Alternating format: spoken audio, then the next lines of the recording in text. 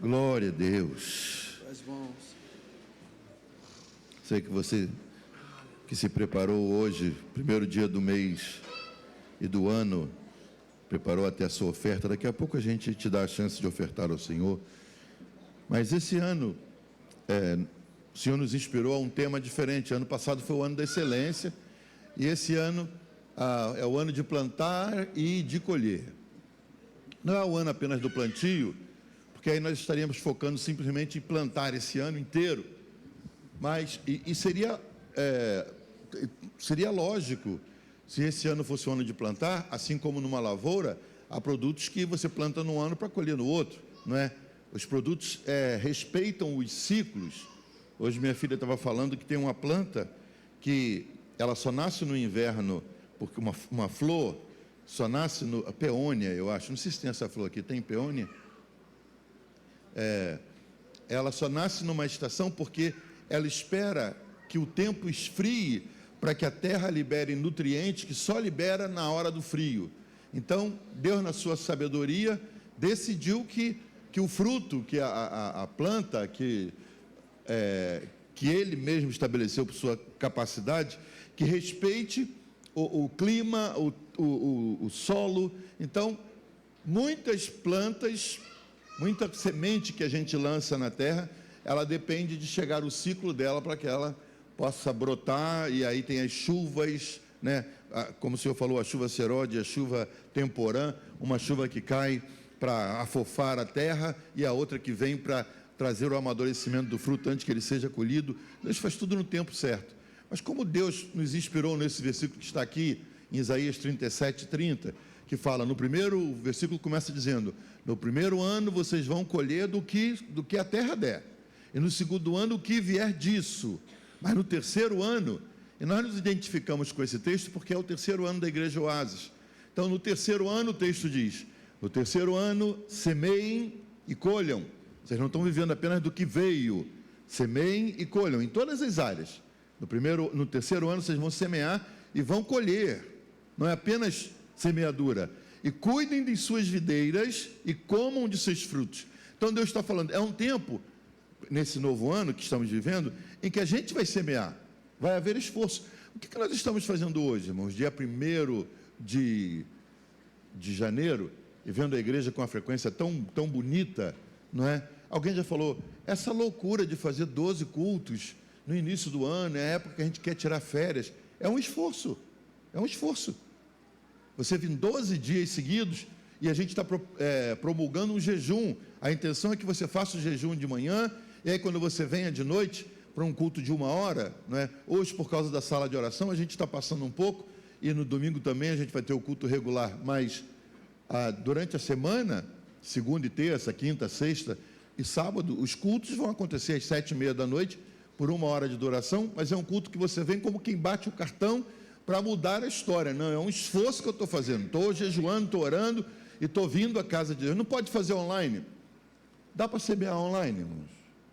Só se for financeiramente, mas ainda não inventaram lá na lavoura semear online. Você semeia pelo computador e você colhe daqui a 6 meses. Tem que ir lá na terra, tem que cavar a terra, tem que pôr a semente, tem que regar, tem que cuidar, proteger do sol, proteger da geada. Então, exige um esforço, é o que nós estamos fazendo.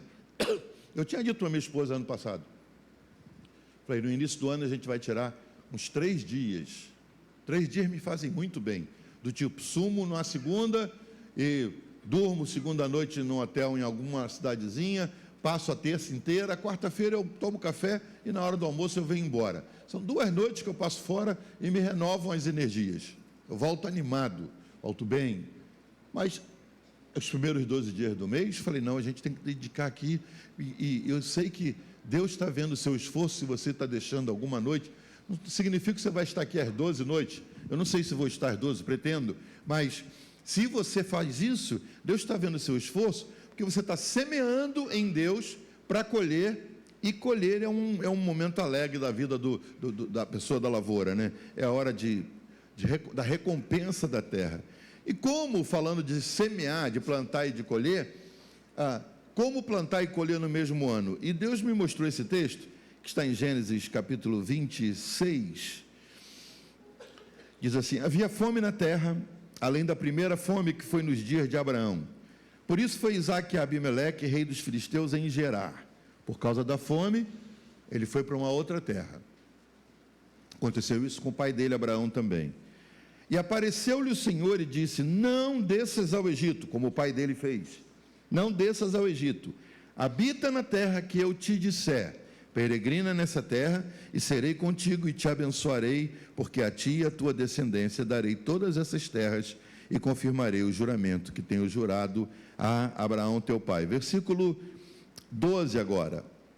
E semeou Isaque naquela mesma terra, e colheu naquele mesmo ano, 100 medidas, porque o Senhor o abençoava. Vamos ver se tem esse texto aí, Gênesis 26 e 12. Põe na tela, por favor, o pessoal da mídia, tão abençoado que está sempre nos acompanhando. E engrandeceu-se o homem e ia enriquecendo-se, até que se tornou muito poderoso, e tinha possessão de ovelhas e possessão de vacas e muita gente de serviço, de maneira que os filisteus o invejavam. Agora, versículo 19. Cavaram, pois, os servos de Isaque naquele vale e acharam ali um poço de águas vivas. Mas os pastores de Gerar porfiaram, brigaram com os pastores de Isaque, dizendo: essa água é nossa, porque era na terra deles. Por isso chamou o nome daquele poço Ezeque, porque contenderam com ele. Então cavou outro poço, e também porfiaram sobre ele, por isso chamou o seu nome Sitna. E partiu dali e cavou outro poço, e não porfiaram sobre ele, por isso chamou o seu nome Reobote, e disse: porque agora nos alargou o Senhor, e crescemos nessa terra. Só até aqui, irmãos. Isaque, ele se distingue por ser filho de Abraão, mas Abraão a gente olha assim como o top, né? Abraão, amigo de Deus, falava com Deus e ouvia de Deus, e foi o pai da fé, saiu de Ur em busca de uma promessa que Deus lhe fez, e ele gerou um filho, filho da promessa, velho já, com quase 100 anos, e Sara com 90, ele gera um filho, e agora é a vez de Isaque ter a sua história. E o texto mostra que Isaque foi para uma terra que não era dele por causa da fome. O Senhor falou: Isaque, não cai na história que seu pai caiu. Seu pai foi buscar no Egito alívio para a fome que ele estava enfrentando na terra dele, e foi lá que ele se enrolou, lá ele arranjou Agar, que trouxe problemas, de lá veio a mãe de Ismael. Então, fica por aqui, eu vou te abençoar aqui. Às vezes a gente acha, mas que mudanças são a única maneira de nós prosperarmos. Está difícil aqui, está difícil no Rio, está difícil no meu bairro, eu tenho que mudar daqui. Isso pode ser possível, mas nem sempre.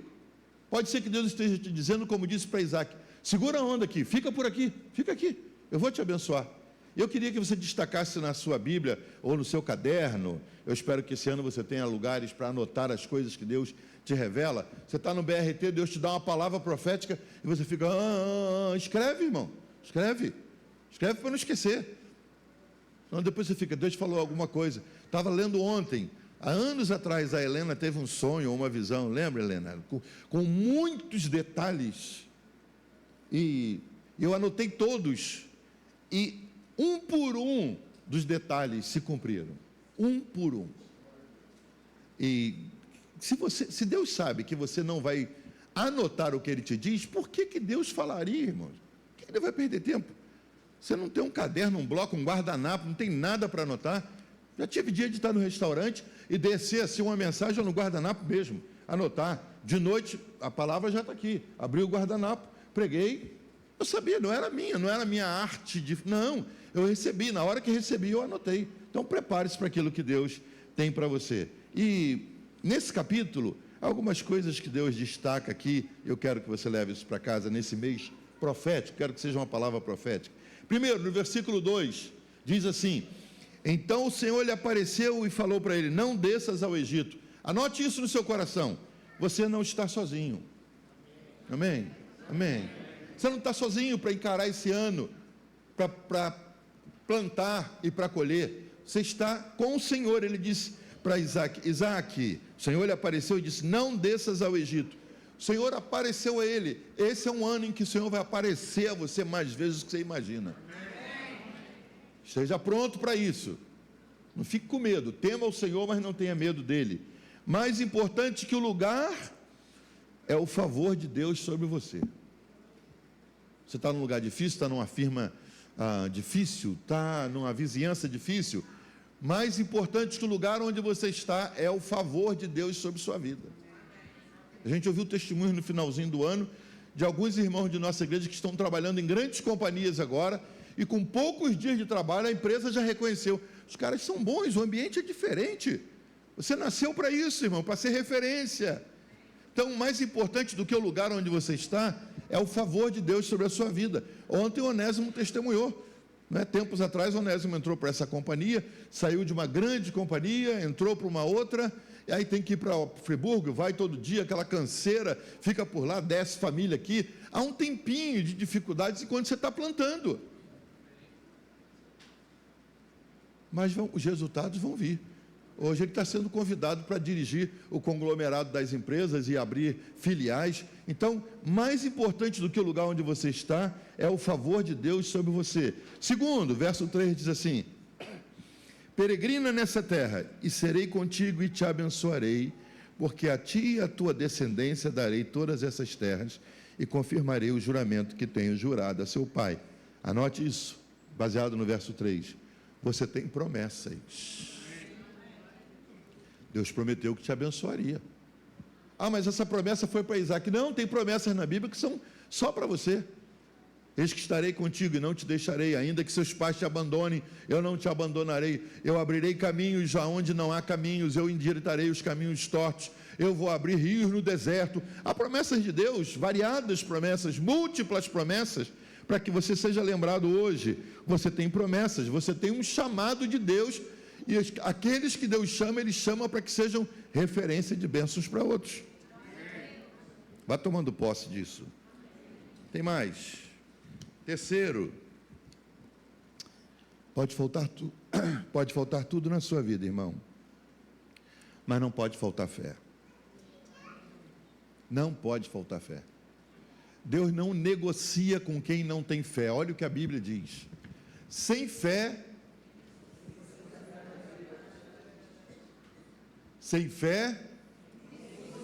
é impossível.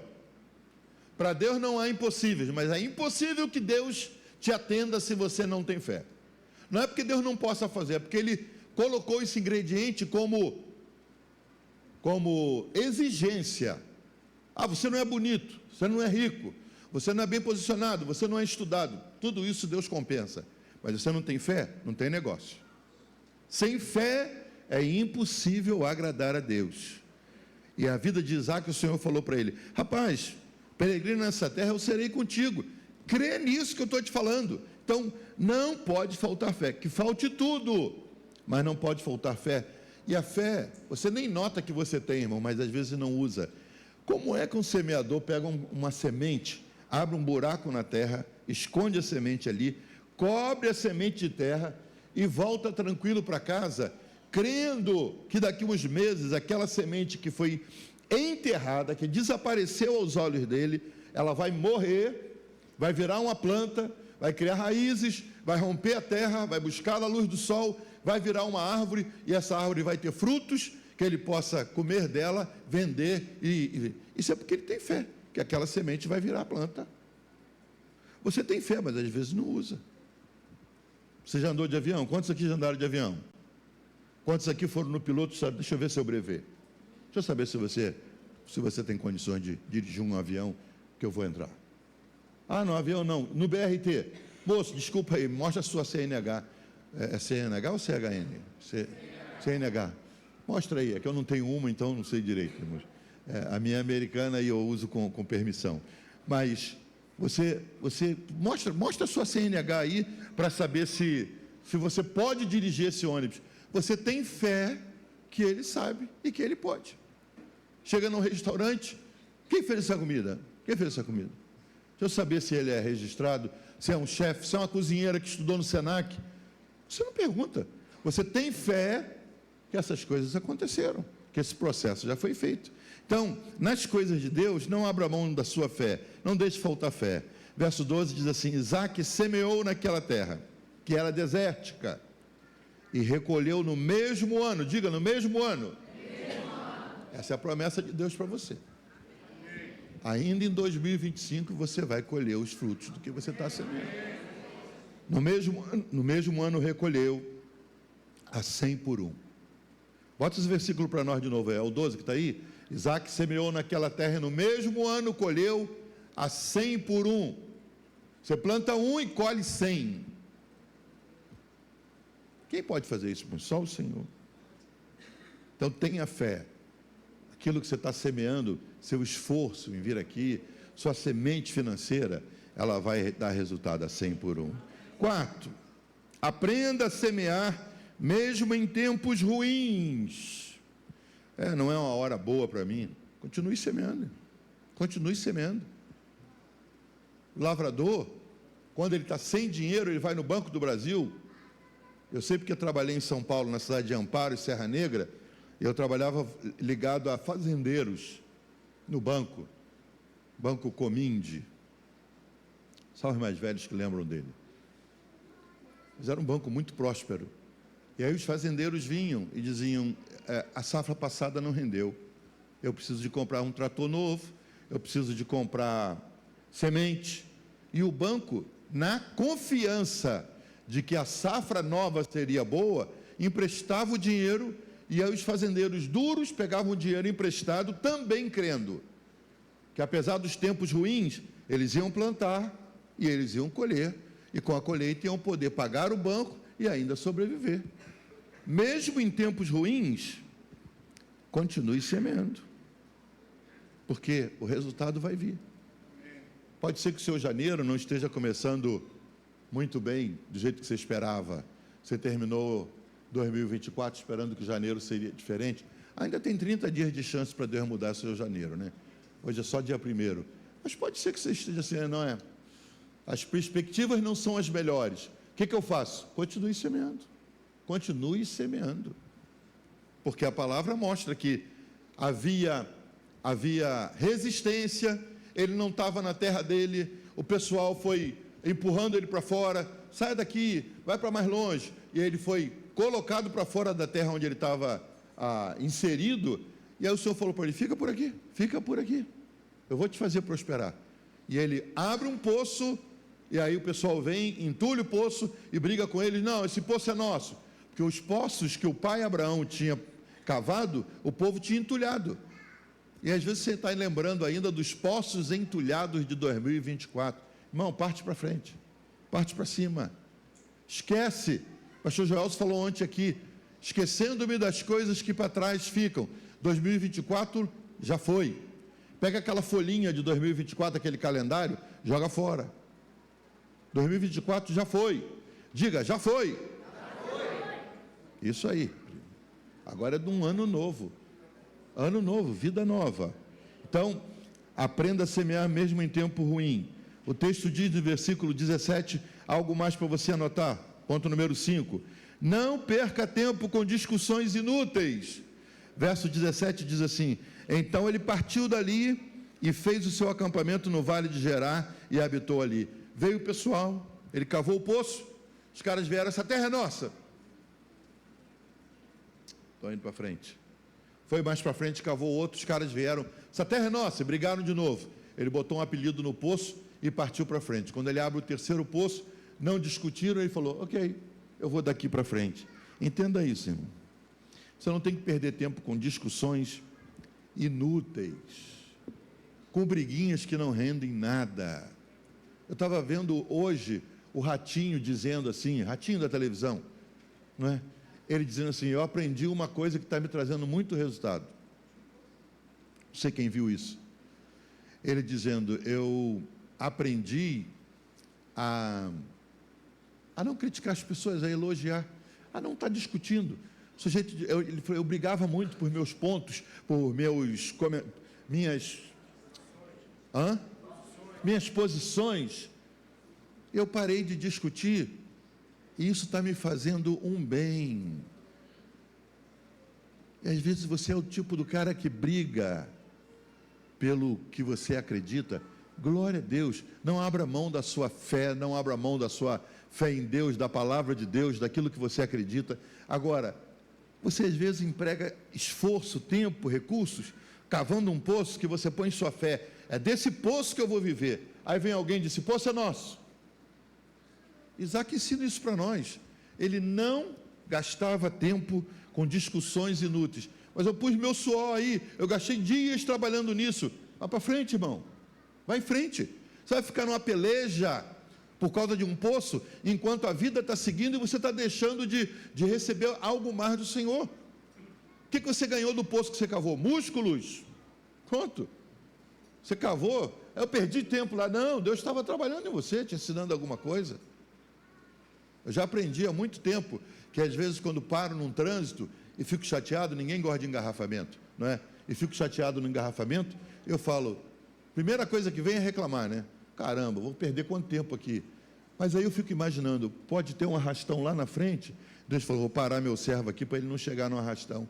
Deus pode estar te livrando de algo que você não viu, e aí você reclama do que você está passando, e é um livramento que Deus está te dando, não é porque você é um ignorante espiritual, você nem nota, Deus está agindo aqui para você não ter problemas ali. Então fica na sua, vai cantar, liga o rádio, fica louvando o Senhor, está parado no engarrafamento. Obrigado, Senhor, o Senhor sabe o que está fazendo, amém, eu vou cavar outro poço.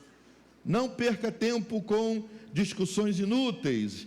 E por último, verso 18, diz assim, tornou Isaac e cavou os poços de água que cavaram nos dias de Abraão, seu pai, que os filisteus entulharam depois da morte de Abraão, e chamou-os pelos nomes que seu pai chamara. Não desanime, Deus tem um lugar para você. Abraão fez história, cavou poços, e aí o que as pessoas fizeram? Por inveja, entulharam os poços. Os invejosos existem até hoje, irmãos. Mas eles não merecem que você perca tempo com eles. Tem gente que está sempre dizendo isso, pastor, estão com inveja de mim. A inveja só vai produzir efeito em você se você realmente se preocupar com ela. Amém? Não considere sequer os invejosos como seus inimigos. Deixa eu dizer algo, irmãos. No tempo da velha aliança, no Antigo Testamento, o povo de Israel tinha inimigos. Amalequitas, filisteus, eram povos inimigos. Aqui está falando de uma nação. Não está falando do povo de Deus. Está falando de uma nação que era povo de Deus, mas falando como nação, eles tinham inimigos. Quando vem a nova aliança com Jesus, a palavra de Deus diz assim, que a nossa luta não é contra carne e sangue. A nossa luta é contra potestades e essa turma toda. Então, tem alguém que não gosta de mim, mas ele não é seu inimigo. Eu tenho um vizinho voltado com macumbaria, que ele bota trabalho na minha porta, mas ele não é seu inimigo. Ele não é seu inimigo. É difícil aceitar esse conceito, não é? É difícil. Pastor, tem um sujeito lá que é meu inimigo. Não é. Seu inimigo tem nome, irmãos, é Satanás. Mas o seu vizinho que te perturba, o seu patrão que te atazana, ele não é seu inimigo. Amanhã ele pode se tornar seu irmão de igreja. Salvo pelo mesmo Jesus que te salvou. Então nós não temos inimigos. Diga, nós não temos inimigos. Nem no governo. Não era para repetir isso, mas nem no governo nós não temos. Quem ganhou não foi quem eu votei, ou tem alguém que faz leis que nós não aprovamos. Deus pode estar permitindo que o Brasil passe por uma situação como está passando, que às vezes nos incomoda, não é? A gente está passando um tempo de injustiça, claro. Nem um ignorante, irmão, só um ignorante pode dizer assim, não tem injustiça acontecendo. Claro que tem, independente do partido. Você sabia que tem gente há 1 ano preso, desde 8 de janeiro do ano passado? Estão descobrindo agora, morador de rua, que estava andando, viu o negócio acontecendo, foi chegando, está preso até agora. E era morador de rua, não era um ativista, não tinha nada, estava preso por causa da ordem do homem, prende todo mundo. Por que Deus, soberano, deixa uma coisa dessa acontecer? Está ensinando alguma coisa para nós. Está ensinando que a gente fez muito oba-oba e orou pouco. Está ensinando que a gente não orou na hora de eleger. Está ensinando que a igreja não assumiu o seu papel. Quando a igreja faz o seu papel, as coisas mudam. A história nos ensinou sobre Hitler. Hitler nem alemão não era, um austríaco que veio para para a Alemanha e levantou o Terceiro Reich e matou 6 milhões de judeus. Como Deus deixou Hitler matar 6 milhões de judeus? Por que ninguém matava Hitler? Por que Deus não o tirou do poder? Por que ele não morreu de tuberculose? Por que não teve uma gripe forte e morreu? Porque um dia, quando o Senhor Jesus estava sendo julgado, há muitos anos atrás, os judeus estavam lá e Pilatos falou: eu não vejo nele crime algum, eu vou mandar açoitá-lo e vou liberar. E eles disseram: não, crucifique-o. Ele falou: eu não vejo razão para isso. Eles gritaram: que caia o sangue dele, se ele é inocente, sobre nós e nossos filhos. Passaram as gerações, Deus falou: hora de cobrar. Eles disseram: que caia sobre nós e nossos filhos. E 6 milhões de judeus, pelo menos, pagaram com a morte sem nenhuma razão. Tinha uma razão, é só ler a história bíblica. Pediram que, se ele é inocente, que o sangue dele caia sobre nós. E caiu. Nossos pais podem ter feito pactos, podem ter pedido vingança sobre os filhos e os descendentes, e hoje nós podemos estar pagando um preço de coisas que nós não fizemos. Mas a igreja tem poder de mudar as situações. E eu creio que esse ano Deus vai mudar as situações. Através da nossa oração. Através do nosso clamor, e é por isso que nós estamos clamando. Você crê nisso? Fique de pé então. Vou repetir os pontos para que você grave no seu coração. Nós não fizemos nada para o telão hoje. Você não está sozinho. Diga: você não está sozinho. Você tem promessas.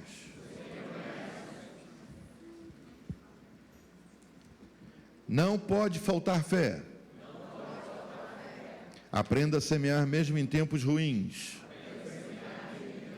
Vocês começaram falando forte, agora estão só... Quinto, não perca tempo com discussões inúteis. E por último, não desanime, Deus tem um lugar para você. Esse é um ano que eu creio, mais do que o ano passado, vai ter gente comprando casa. Vai ter gente finalmente comprando um veículo, um carro. Nós vamos ter bênçãos mais do que nós imaginamos. 2024 foi um ano memorável, irmão, maravilhoso, de milagres poderosos. Aqui na igreja a gente viu milagres poderosos acontecerem, mas 2025 vai ser melhor. Nós cremos nisso. Pai, nós te agradecemos por cada um dos teus filhos que veio a esse lugar, por esse tempo gostoso em sala de oração, na tua presença, pela palavra, pelo ofertório, por cada um que semeou, e já sabemos que a semente vai frutificar, nós cremos nisso.